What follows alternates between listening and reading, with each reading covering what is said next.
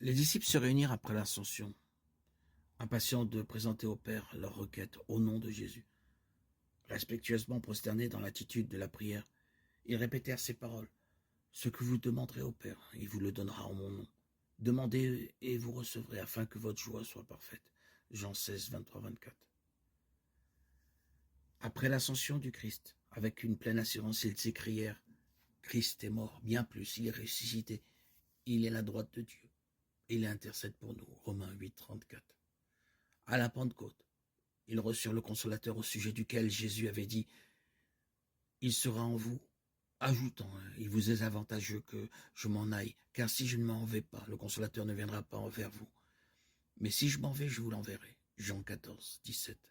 Jean 16, 7. À partir de ce moment, Jésus allait demeurer à toujours par son esprit dans le cœur de ses disciples. Ainsi, leur union avec lui était-elle plus intime qu'au jour où il était personnellement au milieu d'eux. Nous en témoignons tous. Au travers des siècles, depuis le départ de Christ, de son départ physique, nous tous, croyants, avons reçu l'Esprit de Dieu, l'Esprit Saint, qui nous maintient dans notre foi. Et notre union avec Jésus est beaucoup plus intime qu'au jour où il était personnellement au milieu des disciples. L'Esprit Saint nous guérit, nous transforme. Et nous en sommes tous témoins. Moi-même, témoin vivant, par mon baptême le 26 septembre 2019, où j'ai reçu cette lumière qui a transformé ma vie, mon regard, ma façon de voir les choses. Mon cœur différent, mon esprit différent, ma vie différente. Ma vie avec le Christ, par cet esprit, est plus intime, plus forte, plus puissante que lorsque je lisais l'évangile de manière intellectuelle, avec une foi de façade extérieure. L'Esprit Saint m'a saisi, a saisi mon cœur et a pris toute ma vie. Je suis la propriété du Christ et j'en suis tellement heureux. Ma foi était petite comme un grain de sénévé, tel que l'Évangile le proclame.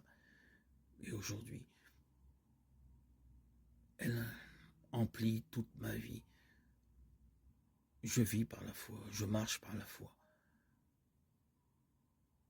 Je vais à mon assemblée par la foi.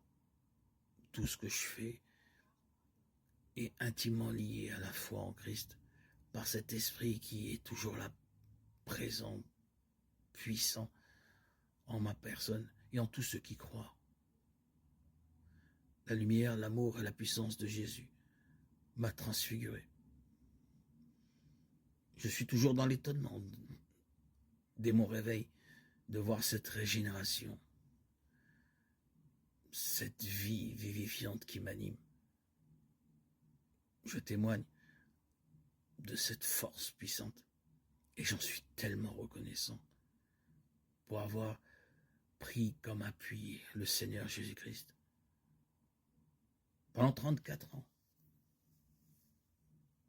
plus de 3 décennies, dans cette maladie invisible qu'on appelle la bipolarité, et dans des dédoublements de personnalité et autres problèmes d'ordre psychologique, psychiatrique, avec des hospitalisations suivies, des médicaments et des rendez-vous sans fin. Il a fallu que le baptême transforme ma vie, que tu puisses venir, Seigneur. Merci, je te rends grâce, je te rends gloire, je te remercie, Seigneur, et je t'adore pour m'avoir sorti de ce bourbier, de cet enchevêtrement, de ce désordre mental, psychologique. Tu es venu et Tu as nettoyé mon esprit. Aujourd'hui,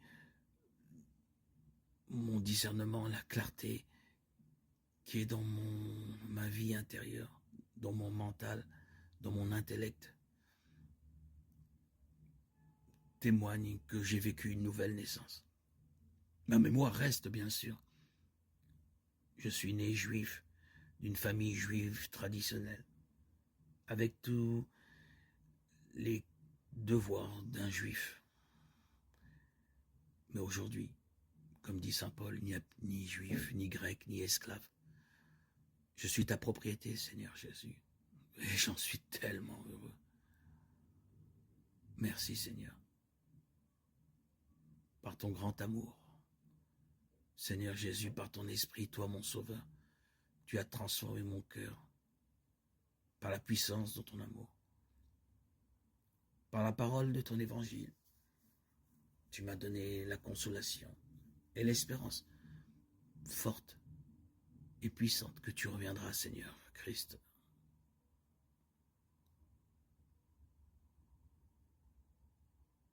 Merci, mon Dieu, pour toutes tes bontés envers moi et envers tous ceux qui ont placé leur confiance et leur foi en toi.